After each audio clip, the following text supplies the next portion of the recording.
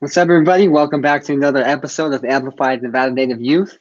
I'm happy to be here with you today. My name is Avery Wyatt, and we all know, I'm your co-host for this evening.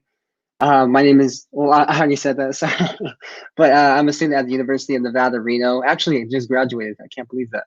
I just graduated from the University of Nevada. And yeah, I've been working with ANNY for a couple months now. We're going strong. So feel free to share our channel, watch our past videos that we have on our channel. They have various professionals from rappers to actors to physician's assistants. So go and check it out. Go and see all the people we have on there, all the various colleges we've also highlighted on this channel. So go to our YouTube channel, our social media at Amplified Natives. Check it out, follow us, give us a share. And yeah, we'll get into this week's episode. So we have a great episode ahead of everyone today. We have Dr. LaNada War Jack and also her daughter Jessica here with us tonight. And before I get into any of that, I'll introduce my co-host, Ferdinand Romero. Dina, would you like to introduce yourself a little bit? Good evening, everyone. Welcome to another ANNY session. We're starting this year out with a bang and really highlighting some activities from UC Berkeley. Last week, we were able to tune in and listen about a master's program. And this week, we're actually going to feature one of the first students in the American Indian Studies program. So we're really excited, as well as joining us will be Jessica James, one of my past students at Haskell Indian Nations University, who will also share her experience of attending the University of Kansas. So go Jayhawks. Back to you, Avery. Cool. Yeah, this episode is going to be a real huge bang.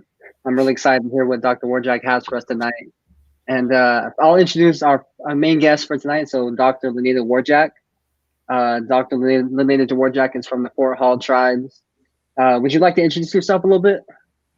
Yes, I'm from the Shoshone Bannock Tribes here at Fort Hall, Idaho.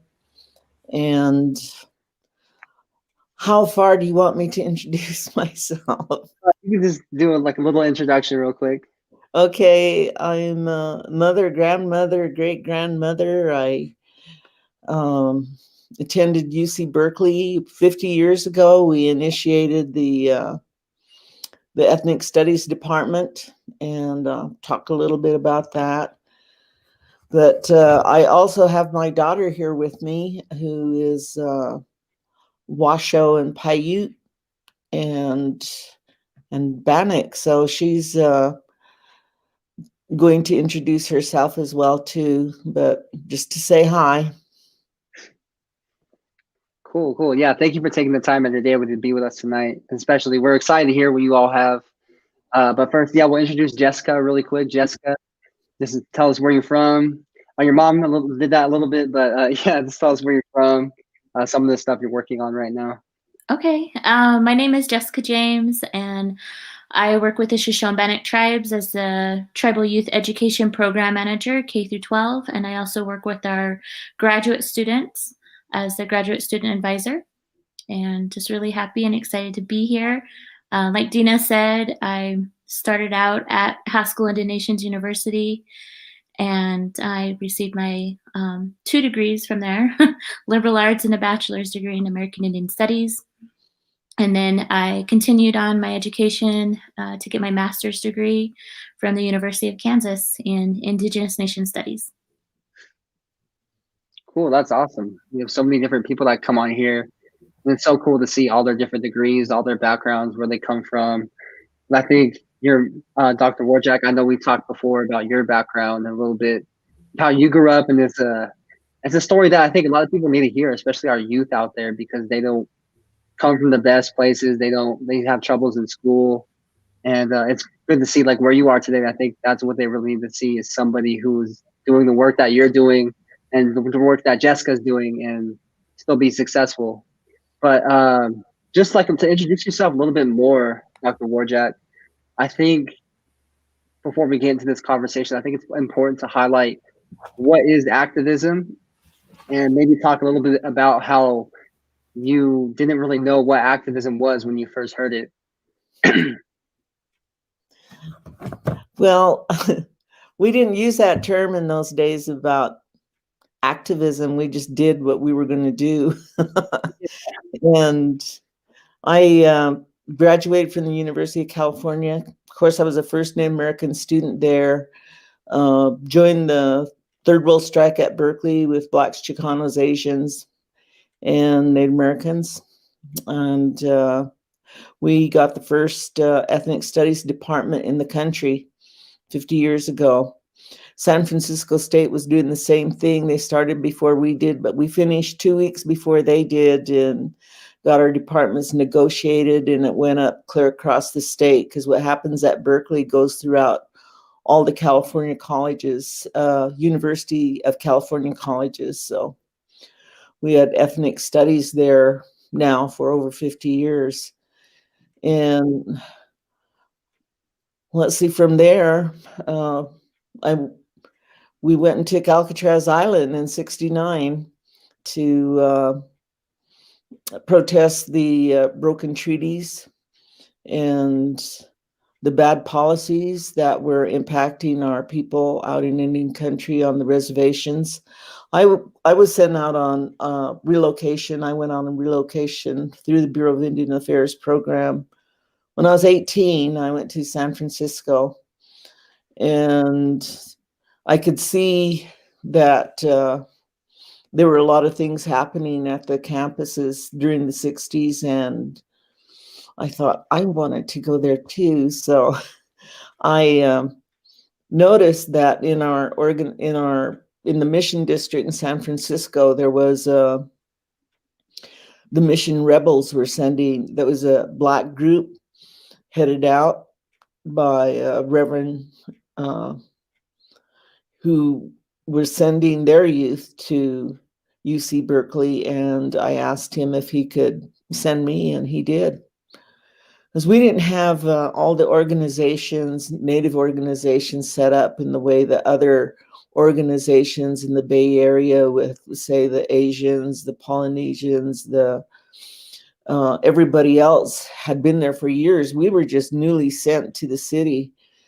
And in the 60s, they were sending all of the Native American students from all the boarding schools and reservations from the year from 18 to 36.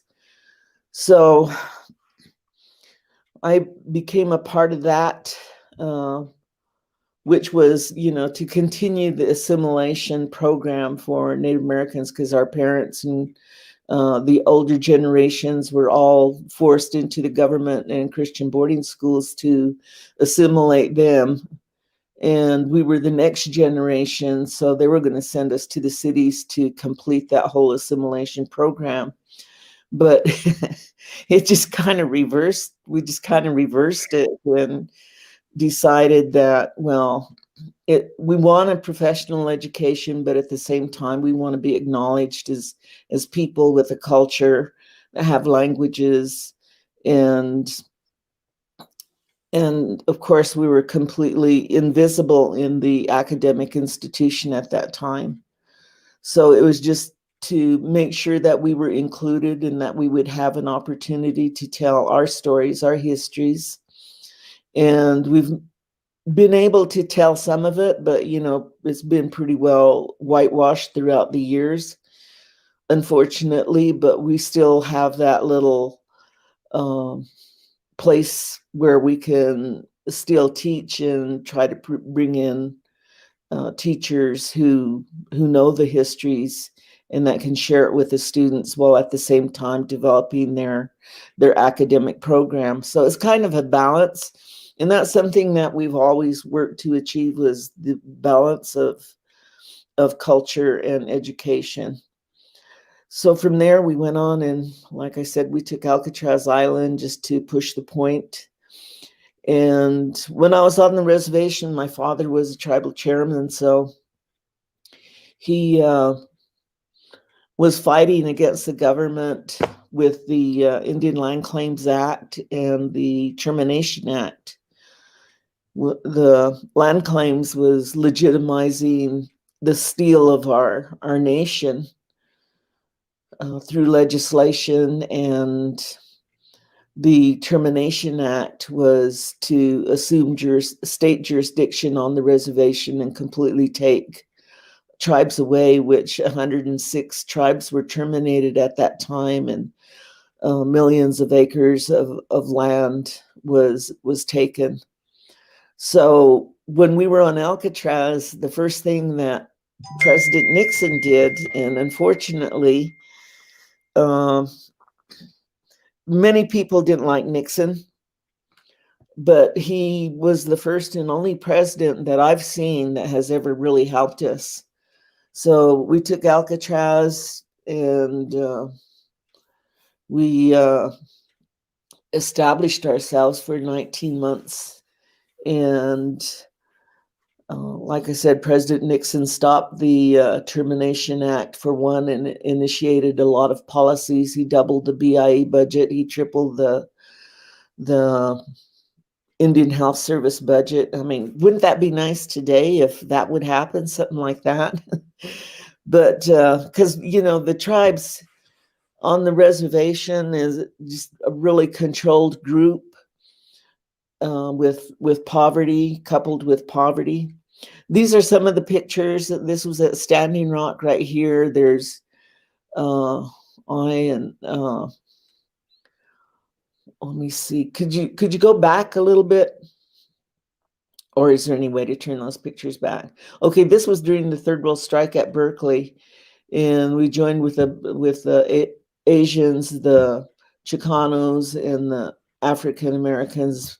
They called themselves Black at the time, but this was one of the things that we were doing was having to.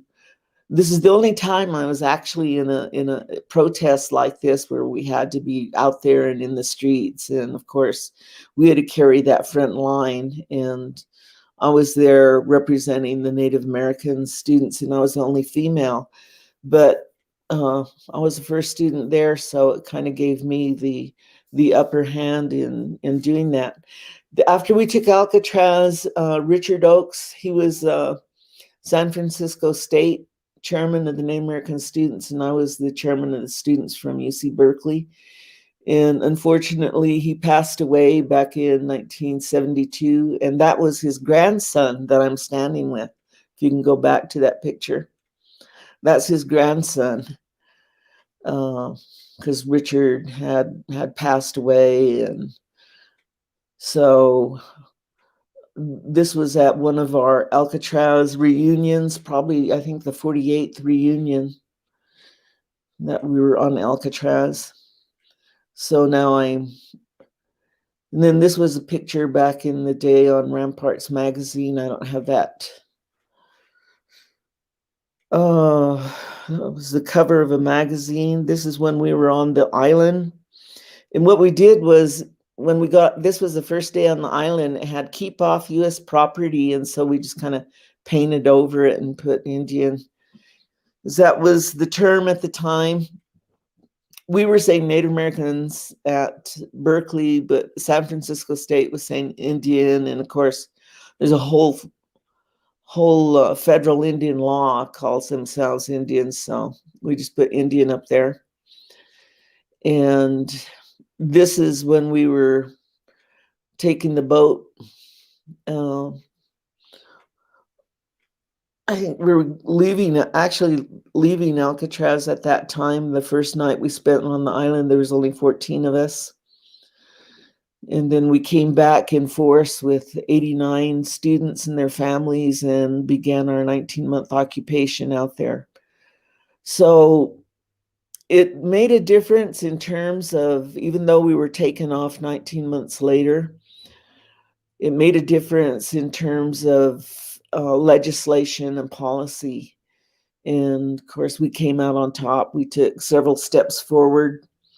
And throughout the years, it's been the shuffle of going forward and backwards. And of course, with the last administration, we went backwards. I don't know how many years. But that all needs to be, all of the policies that impact us needs to be done. This is when I was a student at Berkeley. in my sophomore year. This was before Alcatraz and before the Third World Strike. And I was a student, but I was just starting to figure out what was going on and initiating my recruitment to get more students at Berkeley and our organization. So we worked with the other organizations as well. But it was a really, really hard struggle throughout the years. I know prior to getting to San Francisco, I wanted to continue my academic education, but I was expelled from every school I ever went to in high school. It was Oklahoma, Nevada, South Dakota, and Idaho. But when I got to the city, I saw an opportunity to go back to college, back to the university, and I did. Wow. That is like true history. I mean, I'm like lost for words, because you talk about every single thing that is being taught today, and you didn't even know you were creating history for those who are studying it in our colleges and our universities. And for you to be, one of the first students in that program is like beyond words and amazing. And I think our students being able to see this is really impactful. You went on relocation. you were just to know where you've come from and to where you land today, and to be able to tell that story is just rich with history. But I know that, I'm just lost for words, LaNada. This is just amazing to hear firsthand from somebody, and to be able to know that, we have you on the show to share that, and for you to tell us about your career path and where you've come through that time. So I know you mentioned a lot of the challenges along the way. What are some of those like really definite challenges that come to mind today while you're reflecting back on, how you became who you are? Yeah, I guess it would just be finding resources, organizations, people that are willing to help. And because we were not really fully organized in the Bay Area at that time, we didn't have those kinds of resources. So, I would work with the other organizations that were developed and doing things, and just looking for those resources and seeing if you can get that support. Yeah. Well, what I think was really cool to know is that you didn't have a high school diploma. You had to get a GED. And I just think that is so amazing to see a student get their GED and continue on to go to UC Berkeley and get their degree with honors, and then continue to get their higher education with a master's and a doctorate. And I don't know if you guys know this, but my mom is the first doctorate of our tribe to receive a doctorate degree in the Shoshone Bannock Tribes. Yeah, that's awesome. I think, I know we have a couple, but this being the first, I can't even imagine. That's so cool. And I know, Jessica, you just mentioned it too, a little bit about your mom's history getting a GED. So Dr. War Jack, do you want to talk a little bit about your youth and some of the troubles that you faced that sort of gave you adversity along the way? Well, the good thing is, while I was going through my academic program in elementary school, is that my parents taught me to read and write before I started school. So it just put me at the head of the class as soon as I got in. And I developed a strong academic foundation. And later on, I ran into all the issues of class and not having money and things like that. But I guess in junior high, they had a dress standard where all the girls had to wear dresses. And this was a public school. And only the Indians could wear their Levi's because they just wanted you to go to school. So I wore my Levi's, and that's when everybody would say, "Why are you wearing Levi's? You're not an Indian." So I could have made a choice there and said, "Oh yeah, okay, I'll wear my dresses," and just, went on ahead. But I just continued to wear my Levi's and identified as Native because it just really ticked me off to think that my brothers and my sisters and my friends would never be able to have a choice like that, but I had my choice, and I stuck with being who I was, because my dad always said, well, when I first started school, he said to, be proud of who you are. You're a Native person. This whole country belongs to us, and don't ever be ashamed of it. So I never was, and it kind of gave me a good direction to go into. But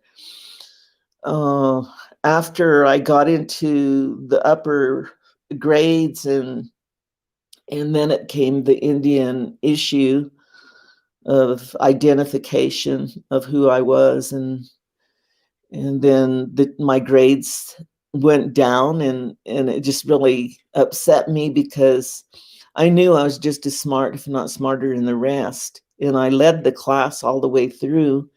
So when my work wasn't as good as everyone else's and my A's turned into C's, then, I got real rebellious, I guess you might say. Yeah, reading your chapter of my story in your book, there was, there was parts of it that you were pulling out the identity issue that a lot of us go through, whether we are on the reservation or not on the reservation. So that was really powerful. Avery, did you have another question? Well, yeah, I was going to ask about too. And so I know you mentioned, I just wanted to clarify, you got kicked out of 3 schools, you said? I was expelled from every high school I ever went to. And, but I was already empowered, and it was the way that they were trying to control all the Indian students. And I would always speak up because my mother was like that. She'd say, speak up, you're not going to be able to do anything if you don't speak up. And so I would, but they didn't like that. And pretty soon I was probably, I didn't do things like, go drinking. I wasn't a part of that. But I always had, I was always on the honor roll before they expelled me. But I think I always answered back and would get into trouble that way. And I want to know too, so there had to have been somebody, I know you just mentioned your mom, but did you have any other mentors or anybody that inspired you along this journey, either through your youth or even with your activist work at Berkeley or through your PhD? Oh, my parents were my biggest inspiration because my dad, he taught me all about the treaty and the Constitution and bylaws, and and I used to sit in those meetings with him when I was a teenager, and even though they didn't want me to learn English, I had, when you go into those meetings with all the Native people, then you're going to pick it up, so I did learn some anyway. But my parents, my mom, my dad, They were probably my biggest inspiration, and actually the reason why I wrote my book. And this picture here is of my dad, and he's on the cover of my book. He totally inspired me because I found out what his work was all about and what he was doing. And the government didn't like him and called him a communist. Of course, that was back in the 50s and early 60s during the communist era, where everybody was being accused. And since he was fighting the government on the land claims and on the Termination Act, then they just called him a communist. And they got rid of him because he would not go along with them.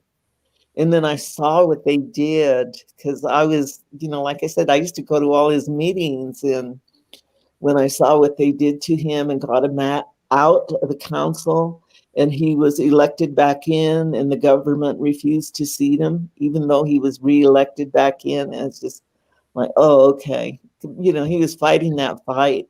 So I kind of had to find a way to continue that fight through finding other vehicles to use. Yeah. I mean, I know I was expelled from every school I went to, but I knew that I had to get a better education in order to be able to help him. Right. And that kind of brings us to, the importance of activism today for our youth. And maybe both you and Jessica can reflect on that. Like, why is it important for our youth to think about activism? And speaking up. Well, I think it's important to recognize that there's different forms of activism. Whereas back in my mom's day, it was protesting by occupying Alcatraz Island and doing the Third World Strike. Nowadays, activism can take shapes in many forms, whether it be, becoming knowledgeable of the issues and writing to your Congress people, writing to, getting involved with the council and on bringing up different issues to them. If you're on the reservation and you see something is going on that's not right, just organizing and informing people about, what the issues are. So I think that it's important to recognize that it takes shape in many different ways. That's really true. And also what really helps is by knowing your history and understanding and knowing your culture as well, because then you can balance both worlds in that way. But it's really interesting to find out what happened to your people, and of course the end product. Here we are on the reservations and all the situations that exist here. So understanding what happened and being involved in your culture, taking part in, sweat ceremonies. I took part in Sundance for about 40 years.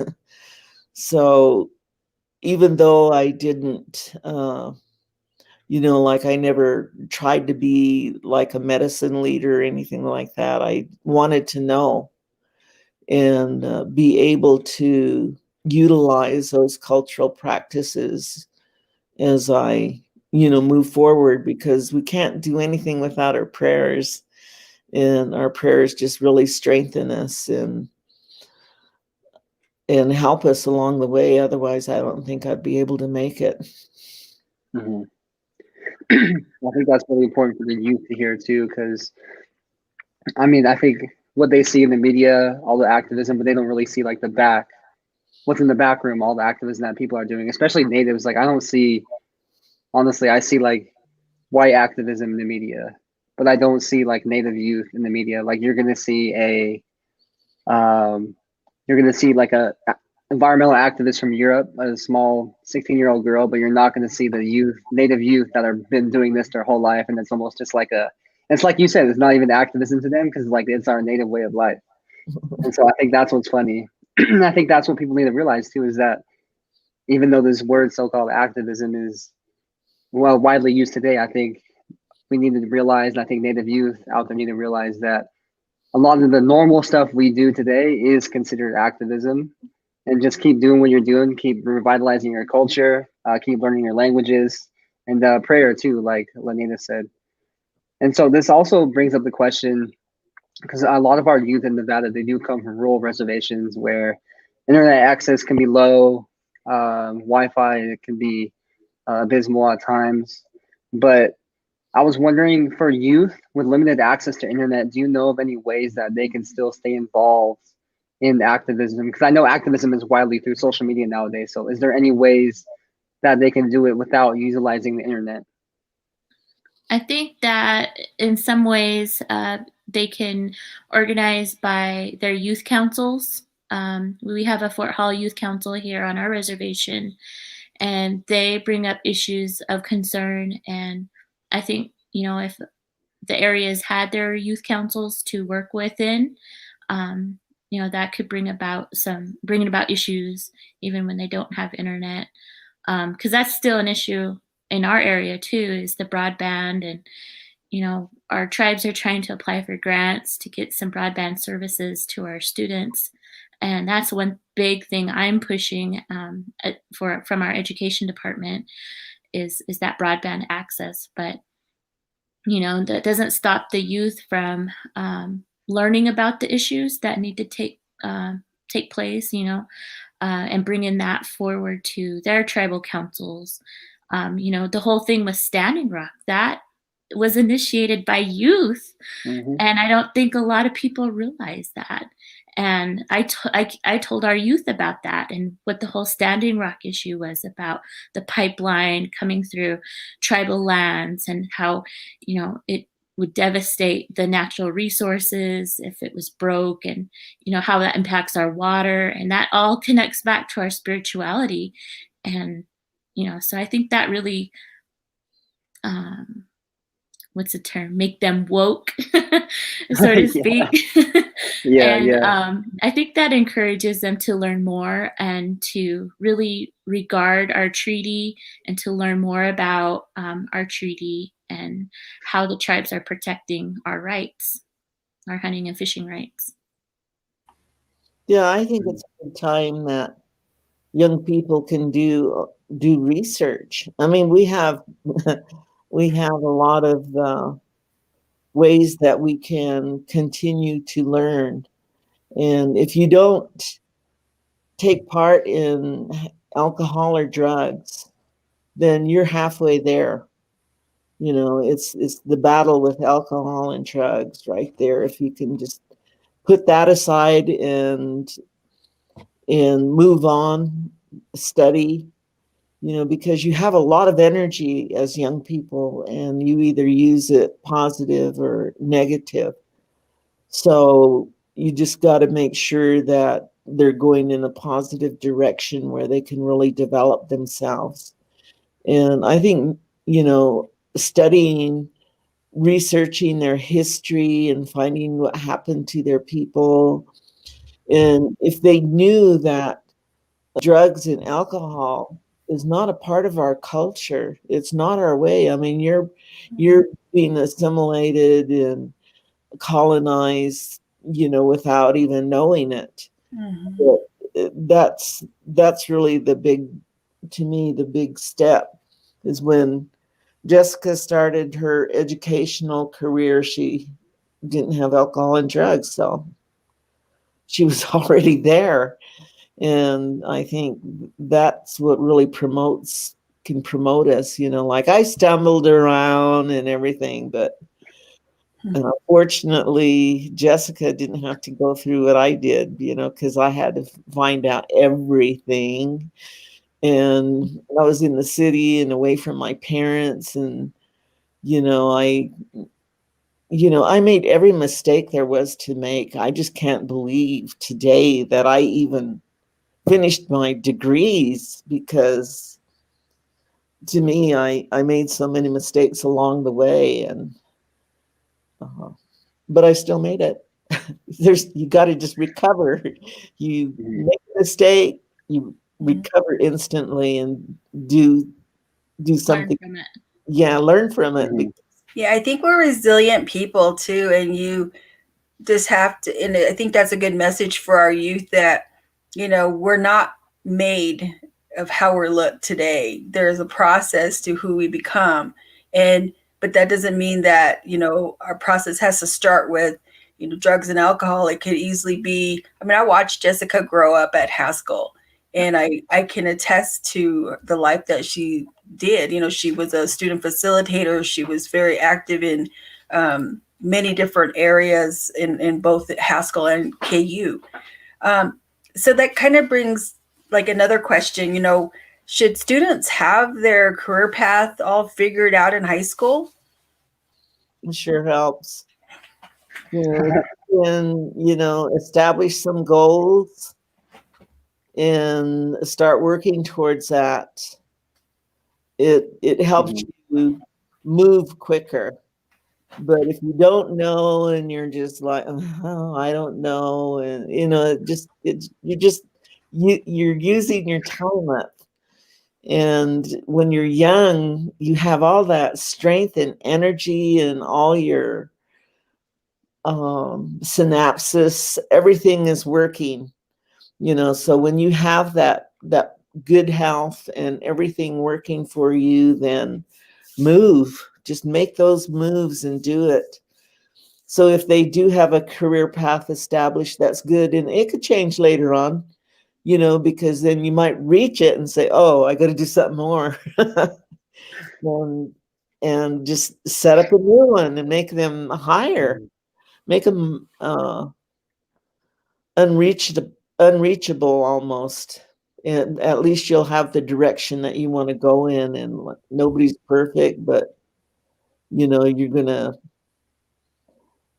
just have a direction, know your direction that you're going in, and develop it, make yourself strong that way. And then the only thing I need to add to that is, you know, for me, my personal experience, I graduated when I was 16, and I was the only one out of my class. I graduated from a tribal high school on a reservation. I was the only one that went directly right from high school to college. And, you know, I was in college with other Native students there, but they were all older than me. And at the time I felt that wasn't the right place for me to be. So that's the reason why I transferred to Haskell Indian Nations University, because they had so much support there for Native students, and they had Native faculty, Native staff, Native students from all over the country. And it was just really awesome. And I had high expectations because on both sides of my family, my mom's side, she was the first person to receive a doctorate degree from our tribe, the Shoshone Bannock Tribes. And then my dad was the first tribal member of his tribe, the Pyramid Lake Paiute, to receive a master's degree at the time from his tribe. And so it was kind of like I wasn't the first generation. It was more of an expectation that's just what I'm going to have to go, at least get a master's degree in my education. So I didn't really have a choice to like him-haw around to say, oh, I don't know what I'm going to do. I had to do something. And at the time, I really didn't know what I wanted to do. And, you know, so I just kept going and found my path in American Indian Studies and learning about the history of our peoples. That was really sad, but I'm glad I learned it. And now I'm in a position to where I have to be able to teach that to not only our tribal members, for our tribal school members to learn, but also the public schools. You know, they're looking for curriculum for what they should teach about our people. And so, you know, I'm glad I did go into that area. And yeah, so that's my pathway. Yeah. One thing I noticed that's similar between Jessica and Dr. War Jack is and I think even within myself too. So I sort of knew what I wanted to do. Like I had no idea at the same time. I was just like, oh, I'm gonna do this. Like when they had to give me that test, like, oh, what are you gonna be when you grow up? It's like, oh, I'm gonna be a fireman. And they're like, I'm gonna be the president, like something like that. But like I think we really have to analyze our traits. Like Dr. War Jack was talking about, like her parents always told her to speak up. And so in a way, the stuff she was doing involved her speaking up. And so if you recognize those traits that you have within you early on, and just take like personality tests, like what's your personality like? Check what you care for. And I think that's really important in finding out what you want to do, because it'll show up in your personality trait. Because you don't want to be someone who doesn't like talking, being in like a telephone job, or even if you look at activism, you don't want to be the one that's always in the mic. But people need to know that there's a lot of stuff behind the scenes that's just as important as the one that's talking, or the person that's in the front or on the camera every time. And so I think that was really good advice to hear, because getting involved and knowing your career early is really important, because you get a head start too. And so I think, and then speaking about activism, I know I actually just talked with, I'm not sure if you know her, but Madonna Thunderhawk. Mm-hmm. She was I think she was at Alcatraz during the time too. But I was asking her about advice for activism, and she was just giving me like frontline advice, and that was different. But I kind of want to know, what would be your best advice for youth when it comes to activism? Well, I think you really need to know what you're doing. You need to know the truth. You need to educate yourself. You know, if you're going to speak about things and know what you're talking about, and take that step where you can lead.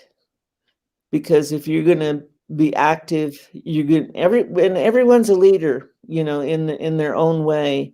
You know, when you're young, then you look up to your brothers and sisters, and they're your leader.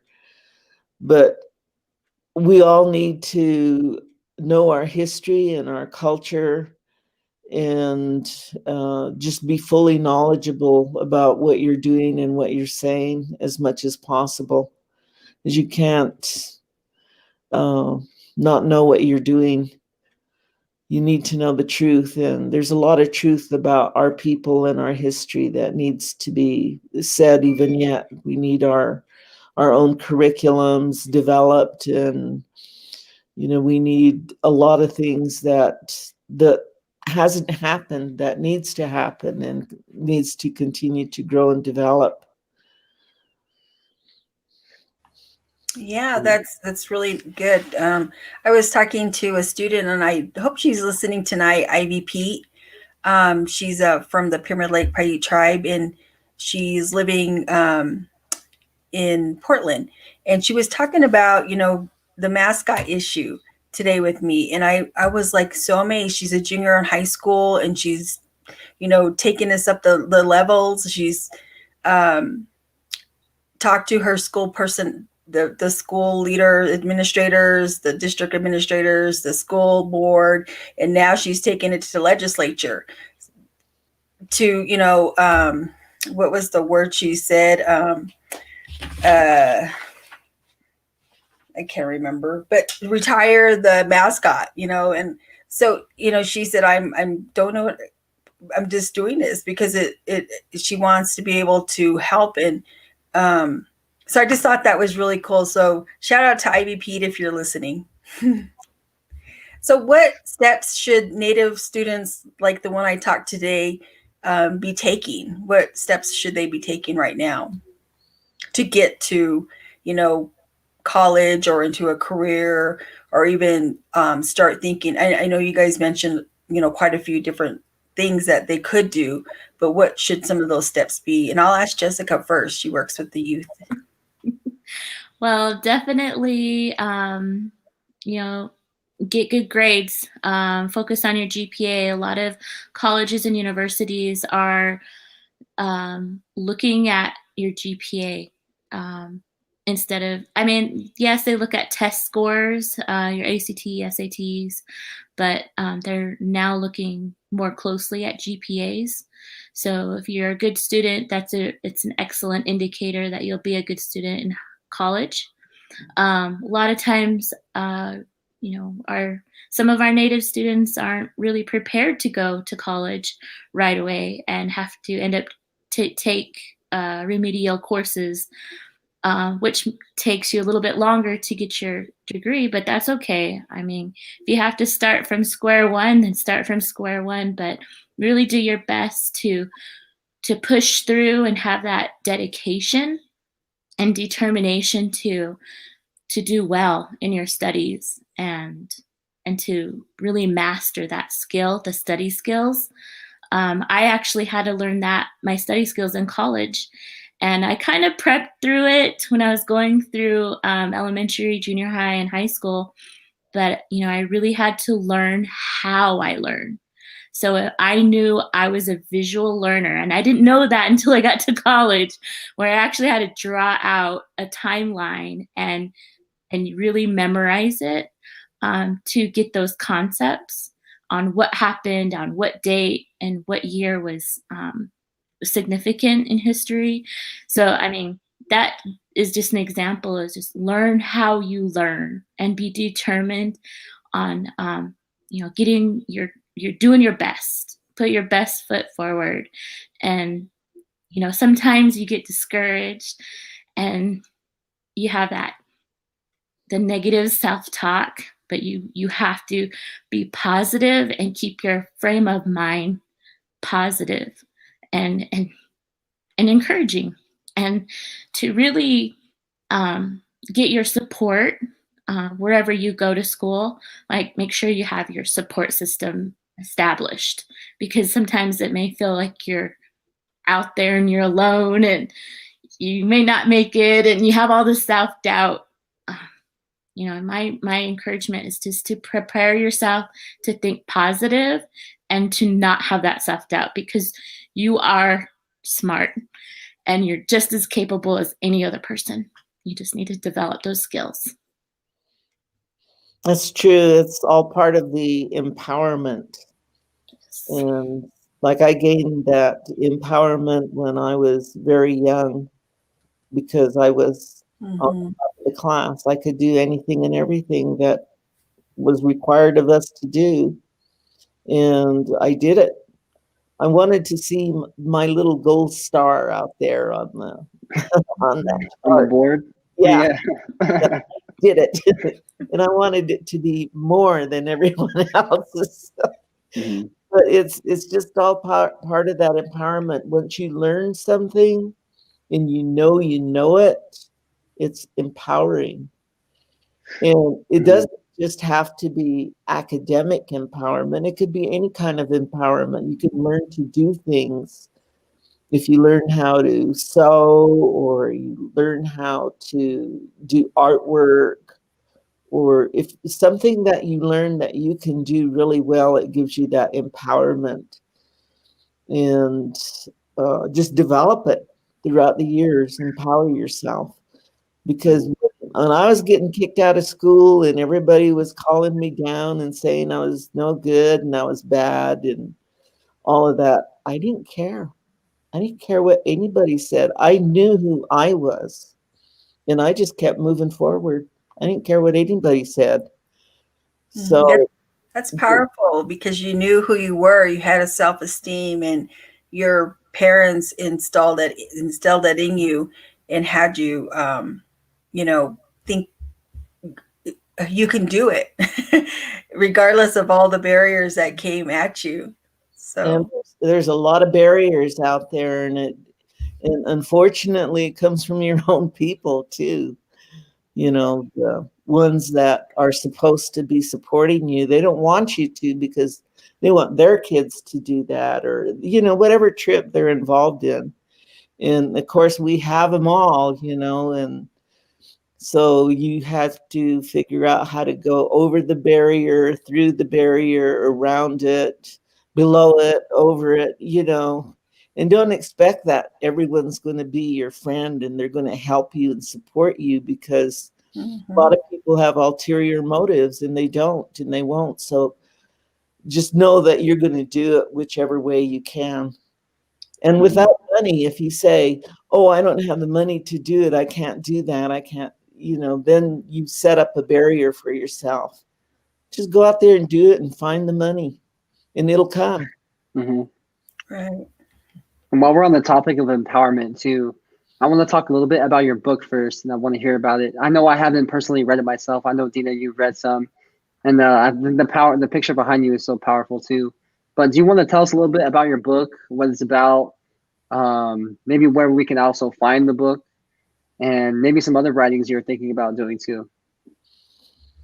Okay, this is my father on the front, and this was during the time that Congress had enacted legislation to take away our languages, our religion, our ceremonies, and everything. So this picture was particularly empowering for me because there he was during the time it was outlawed and illegal. He was involved in ceremony.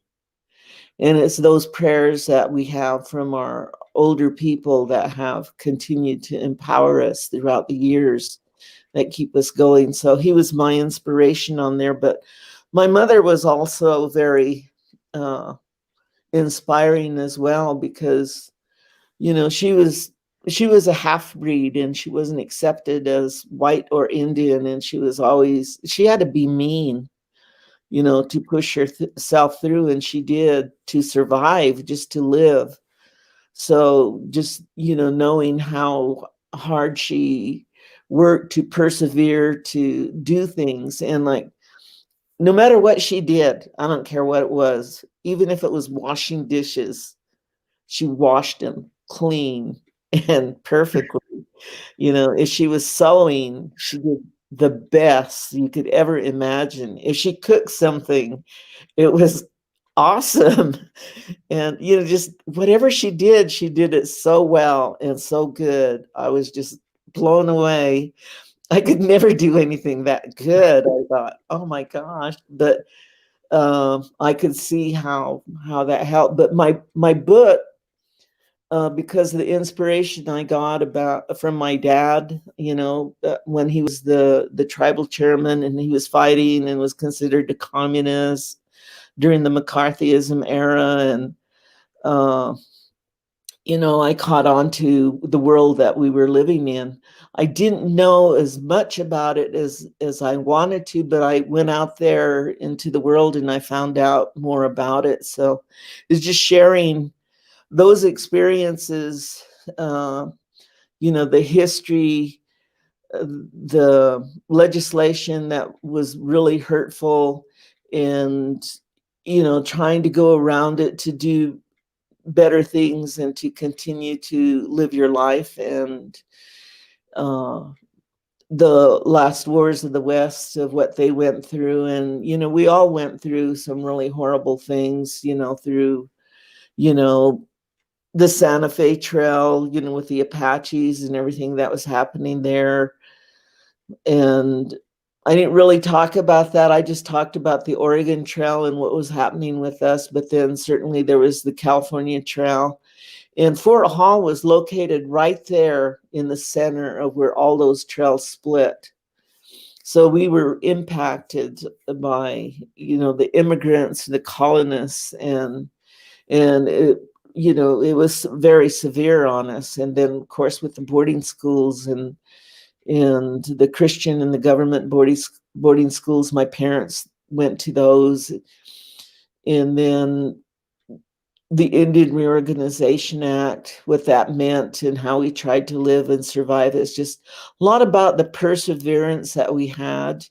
And then it just kind of continues on into my generation, you know, because I could talk about a lot of this through my experience, through my family, through what they told me, through my dad and my great grandfather, who was a war chief, you know, in the last Indian War, and what happened at that time. And of course, it contradicts military records and books that are written, and it's not exactly a beautiful, lovely picture, but, you know, it's the truth. And that's something that we have to embrace so that we can continue on our journey to heal and mend. And then it continues on with where I become a part of it, with with UC Berkeley and Third World Studies, Native American Studies, and Alcatraz, and also what has happened since, and the continuing struggle with, of course, Standing Rock, and Good News Today, where we hear President Biden has signed an executive order to do away with the XL pipeline. So it's just perseverance. We just have to continue to keep going, to keep struggling, to keep surviving, to keep helping our young, like you're doing. That's really an awesome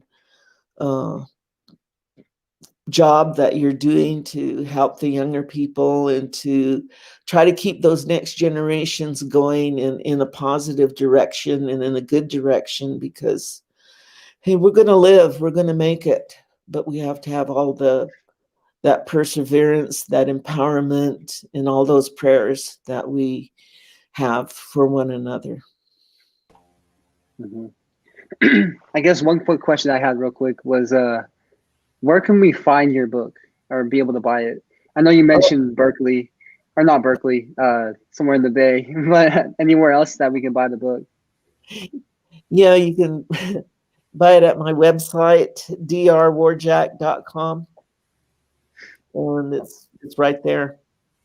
Okay, cool. Yeah, I'll be on the lookout for that. I'm collecting my books. I have books that I haven't even read yet, just because college I didn't have time. But if I saw a book, I bought it, and this is there. It's waiting for me, so I'll be able to get to it soon. Yeah, in Berkeley, it's on University Avenue at East Wind Bookstore on University Avenue there in Berkeley. It's an Asian bookstore. It's my old friends from the Third World Strike. I still have my old contacts there, but everybody else has kind of moved away, but the bookstore is still there, or they got that bookstore, and I'm selling out of there as well. Been on Alcatraz, but no one's been able to get out to Alcatraz because of the COVID. Mm-hmm. It's kind of made things a little difficult. So, yeah.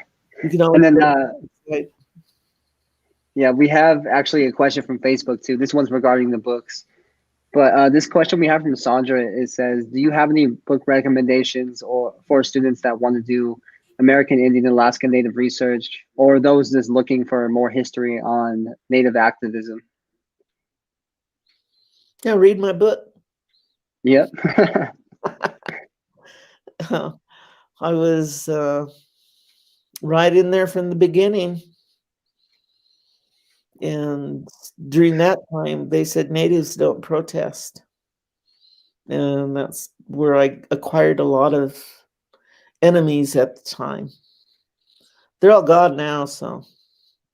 Yeah. Continue on. I would challenge our students that are listening tonight to Google Third World Strike and see what comes up. And it's just amazing that you've lived through so many different events in your life, and you're here to tell us all about it. Well, it's I could do it better from a book. It's like you can write, but you speak a different language when you talk. Mm-hmm. And yeah. So I wrote it all down. It's there. That's it. I did it. I'm done. Well, I think I'm done, but I'll be working on some projects. I'm working on them now. Cool. Yeah, we'll be on the lookout for all that. But I think we're getting towards the end of our show right now. We're just under an hour, but I've learned so much in this episode already. And I wish we could talk more. But thank you, first off, Dr. War Jack. Thank you, Jessica, for coming out and supporting your mom. It's glad to hear you both your voices. I think I just can't wait to see what the future holds for us. Like, I think we're going to see more natives. We're going to see more native PhDs, more native books on activism. And yeah, I can't wait. And thank you all for taking the time out of your day again for being here with us. Right.